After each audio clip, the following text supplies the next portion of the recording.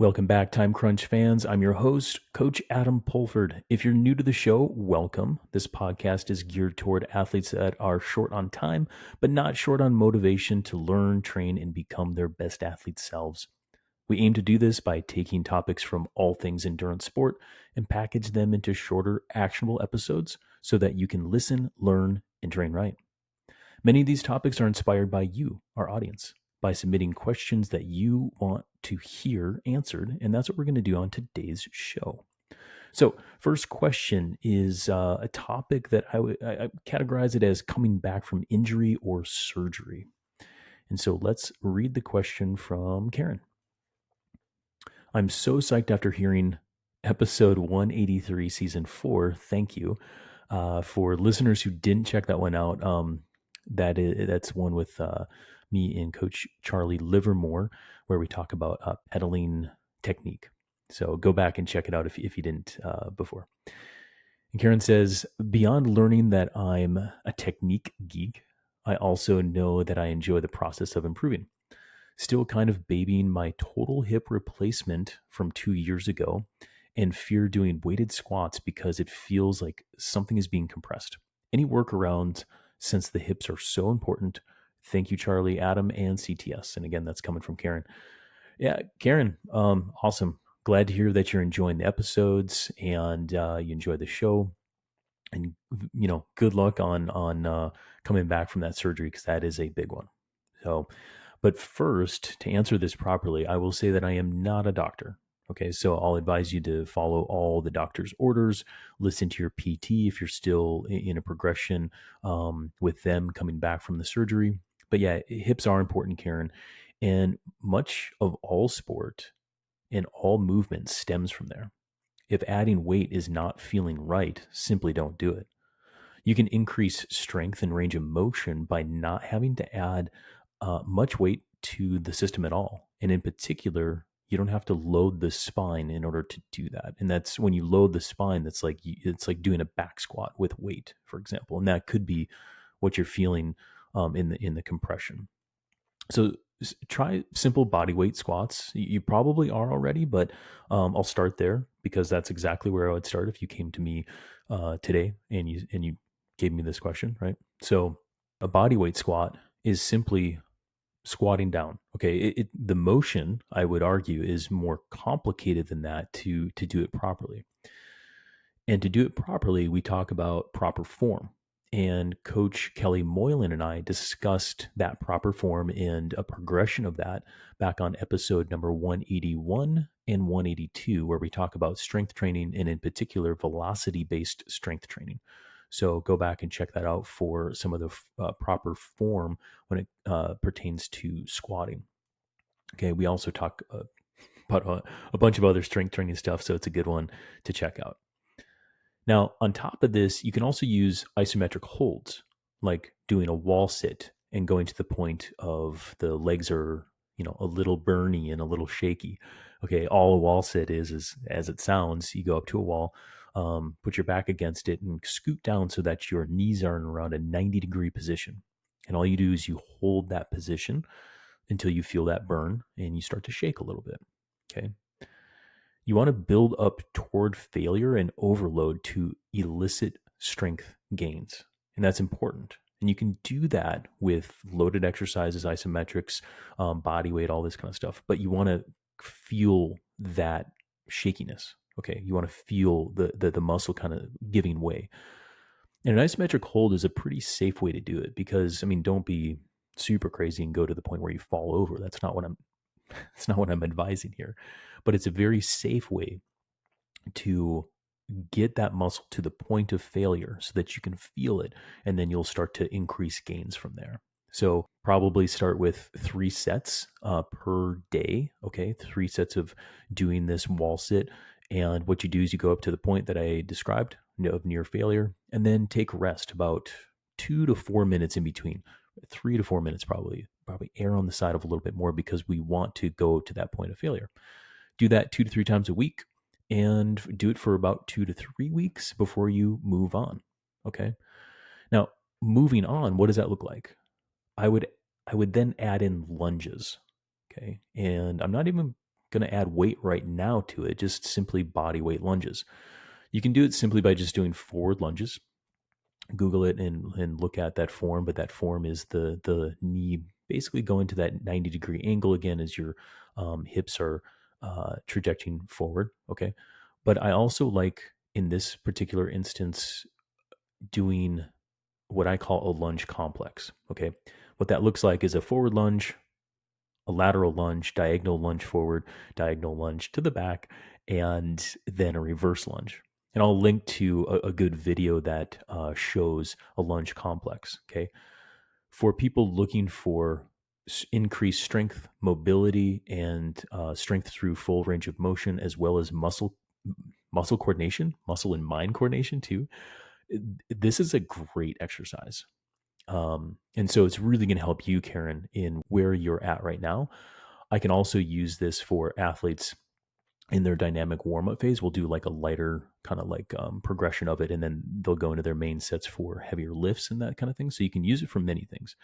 But Karen, for you, try 3 sets of 3 on each side. So what that looks like is it's it's a little deceiving because 3 repetitions is actually, this is 1. Okay, 1 is you go forward, then diagonal front, then lateral, then diagonal behind, and then reverse. And that's 1. Okay, so it's actually kind of many repetitions on one side before you move to the next. But again, I'll link to it in the show notes. Check that one out. But 3 sets of 3, and that's going to likely build you up to the point of some failure. But because you're changing your plane of motion, you're changing your height of motion, and you're using different muscle groups to do all these different angles, it's a really good one that I would start to incorporate for your journey back to getting strong. From there, I would add in step ups, and it's another great movement for everybody, including cyclists, because it really targets the concentric pushing action on the pedals, because it hits all the big muscle groups and even the small muscle groups. It hits basically every muscle in the leg. Okay. Glutes, hamstrings, quads, gastroc, soleus, tibialis, anterior. All the other ones, hip flexors, things like this. Now you may be able to add load here by using lighter dumbbells. Okay. Because it doesn't load the spine and it shouldn't really compress anything. Now, if you do start in with some light dumbbells and you do feel pain, just simply toss them off to the side. It's a pretty easy way that if something is flagging in your head as pain, you can ditch the weights pretty quick. Do 3 sets of 6 to 8 on each leg and build up to that rate of perceived effort of 8 or 9 out of 10, meaning that you could complete 1 or 2 more going to max with good form if you had to. And again, like I'll encourage you to develop strength off of the bike using body weight and using other loads and building up to that point of near failure, because that's really where we get the gains as far as muscular strength and hypertrophy come from. Okay. Now, on top of all that, just to kind of like shift slightly, I'm always going to encourage people to do yoga. Okay. I'm a big fan of it for cyclists as well as any human being. I think that the benefits are there. And probably yet to be fully realized by many athlete types because of that mind-body connection in combination through full range of motion. Okay. Full body movements with breath definitely creates a very like in tune athlete with self. And Karen, as your hips continually heal, as you said, they're very important. They stem, they are the epicenter of all movement, and use a combination of everything that I talked about today, from body weight exercises to light loaded step ups, and then yoga, because I do think that strength, mobility, health, and longevity, they're all there in those movements. So I hope that helps. And please write back in and tell us how the progression is going in a couple of months from now. Okay, so the next question, I categorize this as when cardiovascular fitness is not your limiter. Okay. And I'll read the question and then kind of get into why I paired these two questions together. So here's the question, and it's coming from Linda. I've had bilateral hip replacements in 2023. Did the right one in July, did the other one in October. I'm a 68-year-old woman and have been riding since 2006. My FTP and ability to maintain 95 to 100 RPM have significantly decreased since prior my first surgery. Strength rather than cardiovascular fitness is definitely the limiter. I've been working with a trainer for strength for over 2 months. Is it possible to address this on the bike?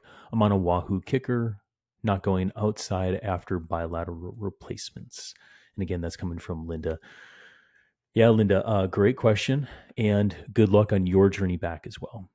I wanted to address this question today along with Karen's. It kind of came in around the same time period, but on the outset, it's almost like the same thing. But I think it is different because you've identified that your limiter is not cardiovascular fitness, but rather it's peripheral strength, and it's important to recognize that.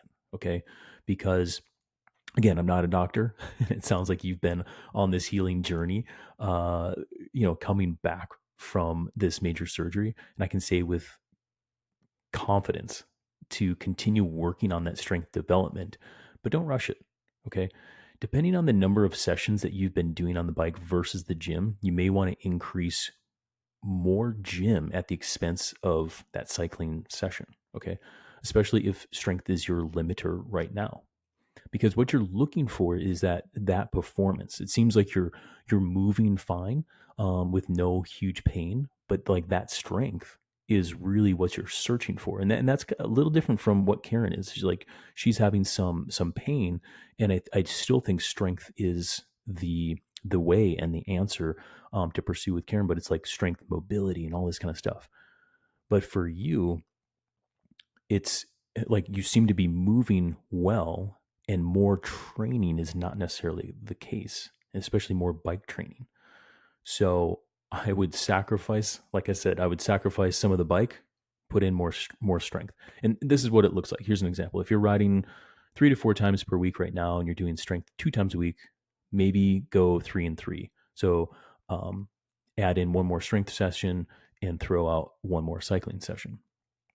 And that's going to prioritize not only like your time, but also your energy in and all the resources that your body has on board to develop strength. Okay, I talked. I should have looked this up before, but I did have an episode talking about the trade-offs between strength and endurance training. I'll link it in my show notes. I can't think of the number or the title right now, but it is really important in the way of how to manage yourself when you want more of one thing than the other. So when you want more strength, add more strength sessions, and here's what to aim for when you're doing a strength session. So your sets, you want at least 3 and up to 4 sets with repetitions of 5 to 8. I wouldn't go over 8 repetitions. Okay. Now, I know you said that I think that you're working with a personal trainer, for at least a session or 2 per week. Continue to do that. I think that's wonderful because that gives you targeted feedback on both form and probably how much load or weight to increase. So that's great. You can go solo if you want to save time and money or something like that. But I do think for anybody listening here, I'm a pretty big advocate of working with a certified professional in the gym if you're an endurance athlete, because sorry to say it, but oftentimes our form is not great because we spend a lot of time pedaling a bicycle, not lifting weights, and what we think that we're doing in our head is likely not what our form is in the outside world. So getting a little feedback on that is certainly a good thing. So Linda, keep doing that, but as you go to learn from the professional you're working with, and also be empowered to move beyond it and maybe do that third session solo so that you can work on what you need to work on and take some ownership of that too. Kind of adding in what you feel you need on the day as opposed to just what that person tells you. I think that's a good mix of getting that feedback and working with someone, and then also having some autonomy in your training too. So again, I can't stress good form enough, especially with full body movements so as to prevent injury. But once you do have that form down, now you want to add load and add weight, and that is the way to increase strength. My philosophy is to increase strength in the gym using heavier loads. Then we keep riding our bike weekly, a couple times a week, 2, 3 times a week, in your case, Linda. And these gains will translate to the bike. What I generally find is if we do this well, you'll be adding more watts to your intervals and you'll be able to sustain that higher cadence, no problem, once you get your muscles and nerves to a high quality trained state that they were likely in before the surgeries. Finally, I'll say this too. I mean, I've had major surgeries on my knees before, and it's a longer road than you want. But stay the course, Linda. Focus on getting stronger again, and you'll definitely see the benefits not only on the bike, but I think in all aspects of life. So stay the course and right back in too, and let us know how it goes. So finally, in closing, I want to thank all of our listeners once again for not only listening but writing in. It's great to hear what you're struggling with, what you're curious about, what you want to learn about on this podcast, and hopefully we're giving great advice along the way. In upcoming episodes, we'll be answering questions like the difference between glucose and dextrose and why that matters in sports drinks, platform versus clipless pedals, and probably more questions about Zone 2 training. In particular, they're your questions. So if you have one for us, remember to head over to trainright.com/podcast, click on Ask a Training Question, and we'll do our best to answer it in future episodes. That's it. That's our show for today, folks. Thank you all for listening, and please share it with a friend if you like what you heard. Be sure to come back each week for more short and actionable training advice for your time crunch life.